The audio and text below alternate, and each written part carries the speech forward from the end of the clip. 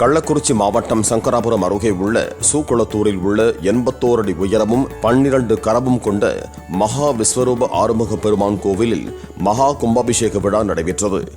ஏராளமான பக்தர்கள் பங்கேற்று தரிசனம் செய்தனர்.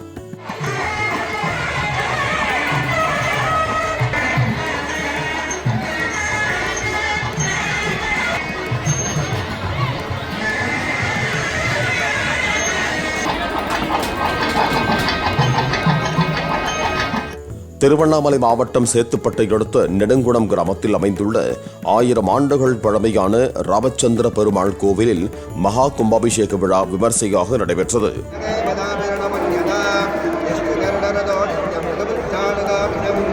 கோவிந்தா கோவிந்தா கோவிந்தா கோவிந்தா.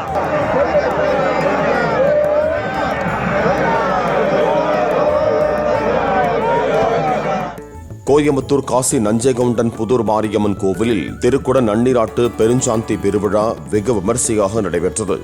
கோவில் கோபுரம் மற்றும் ராஜகோபுர கலசங்களுக்கு புனித நீர் ஊற்றப்பட்டு கும்பாபிஷேகம் நடைபெற்றது. ஏராளமான பக்தர்கள் கலந்து கொண்டு சாமி தரிசனம் செய்தனர். தொடர்ந்து அன்னதானம் நடைபெற்றது.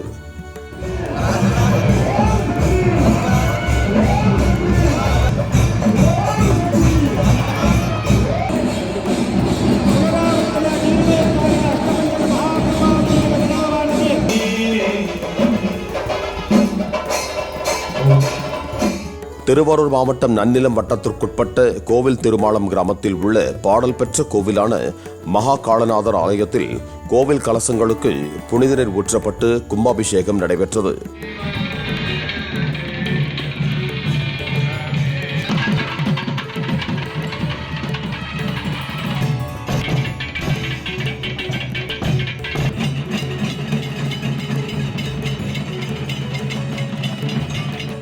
நாமக்கல் மாவட்டம் திருச்செங்கோடு பத்ரகாளியம்மன் கோவிலில் திருக்குடமுழக்கு நன்னீராட்டு பெருவிழா நடைபெற்றது.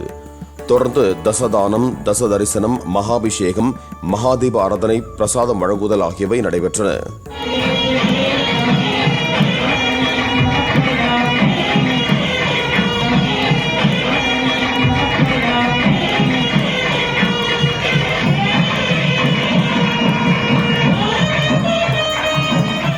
நாமக்கல் மாவட்டம் ராசிபுரத்தை அடுத்த வெண்ணந்தூரில் ஐயப்பன் ஆலய மகா கும்பாபிஷேக விழா நடைபெற்றது.